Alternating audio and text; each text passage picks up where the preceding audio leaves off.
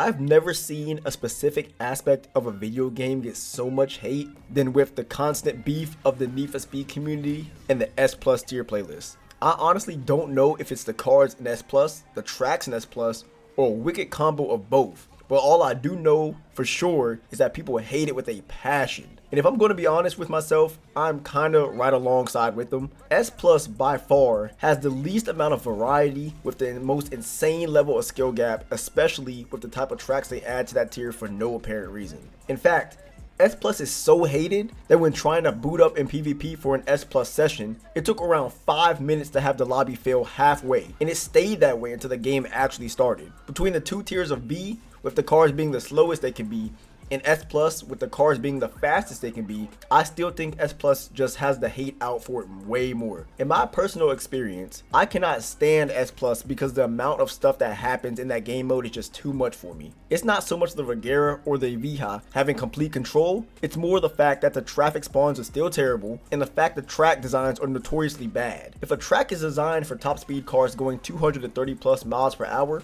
why am I still able to go so fast off a bridge that I land an inch before a turn and can't even react in time because my car locks up? Why are we going through insanely narrow turns and back alleyways in hypercars? Why are 90% of car engine swaps automatically obsolete when trying to move a car up to that class? If these engine swaps were buffed a little bit more, maybe we would have more variety in the class to begin with.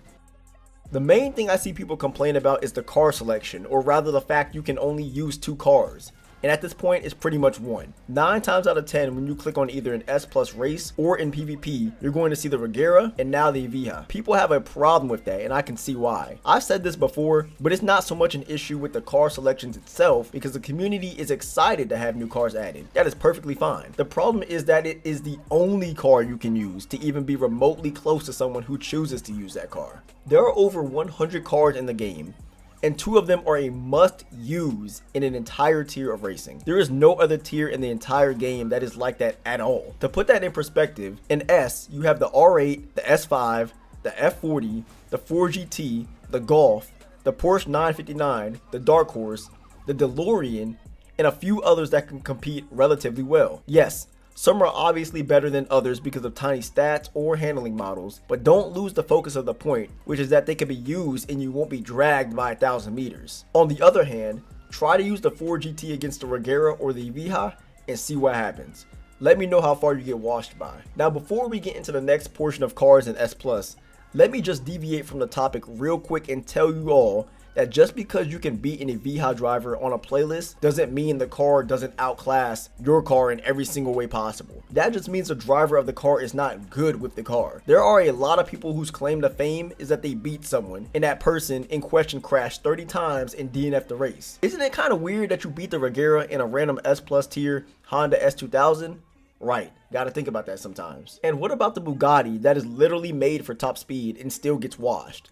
That is terrible. I remember way back in the day when people were arguing what was the best S Plus car and everyone swore up and down it was the Bugatti. That was until Regera users actually started to show up once enough people stopped grinding for 3 million and just settled at the 1 million price tag for the Regera. The fact that this car cannot compete in any way is just embarrassing, and that just goes to show a lot of things that need to be reworked regarding S Plus tier and the cars available as a whole. Now the easy solution to this is to just buff engines.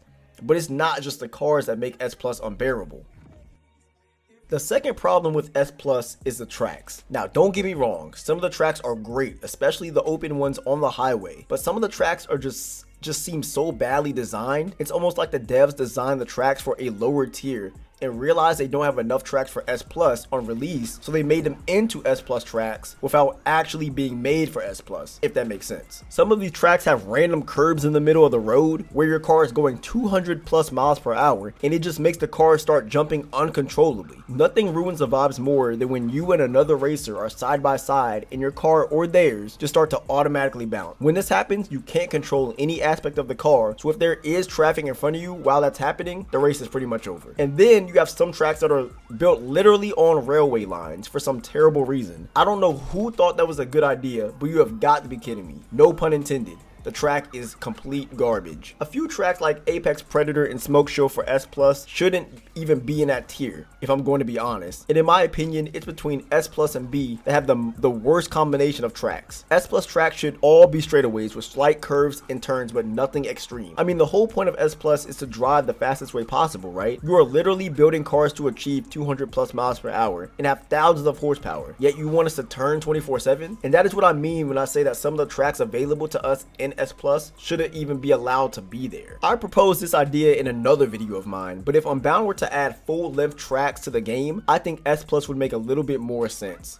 This way you could get the straights the cars need to actually excel, and you get the curves that some of the community likes about S Plus. Another point that adds onto the tracks is the fact that the traffic spawns and some obstacles just seem to be completely unavoidable due to the RNG of spawns or because of the high speeds you're moving at. A lot of these races come down to pure luck and more so who will crash first. Don't get me wrong, turning a corner at 200 miles per hour is amazing and the rush is insane, but a box truck being hidden behind a bush as soon as you turn that corner at that speed is where the hype dies down immediately. I just think there's too much traffic for the speed you are going and the way the cars handle due to the high speeds. I'm not calling for traffic to be taken out of the game completely, because one, that would never happen, and two, it's actually needed, believe it or not only for burst loss and near miss, but also to give the city an actual feel of life and not have it just to be empty. All we need is the traffic spawns to be adjusted a little bit to engage better with the S Plus cars. Besides that, everything else is fine in my opinion. The sense of speed is there and the car variety is there, which it is. There are plenty of cars that can be used in general in S Plus. Erasing them to win is a whole different story. But what do you guys think about S Plus though? Should it be taken out of the next Need for Speed game, or should they add an even higher tier for cars like the Regera? Let me know down in the comments, and if you guys enjoyed, make sure to drop a like and subscribe,